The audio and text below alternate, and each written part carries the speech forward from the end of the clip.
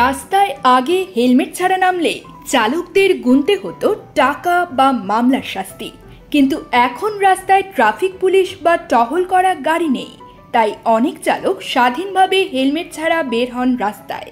কিন্তু তাতেই হলো বিপত্তি। হেলমেট ছাড়া রাস্তায় নামা এ যেন এক বিশাল আতঙ্কের নাম হলো রাইডারদের।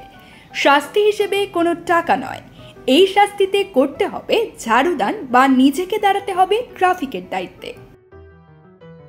স্বপন নামে একজন বাইক চালক আজ হেলমেট ছাড়া বাইক নিয়ে বের হয়ে গিয়েছেন।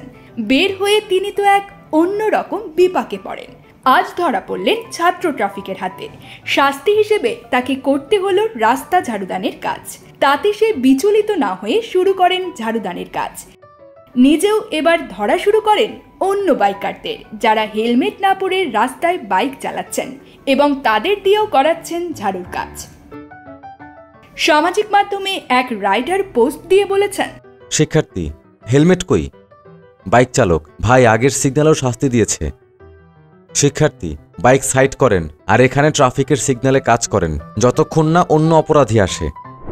এছাড়াও অন্য এক সামাজিক মাধ্যম ব্যবহারকারী লিখেছেন, ভাই ভুলেও রাস্তায় হেলমেট ছাড়া বাইক নিয়ে বের হয়েন না। আগে তো টাকা পয়সা দিয়ে মামলা খেয়ে পার হওয়া যেত, কিন্তু এখন নাকি পোলাপান রাস্তায় ঝাড়ু দিয়ে আয় নিচ্ছে। এইটাই তো আমাদের সোনার বাংলাদেশের সোনার সন্তানরা।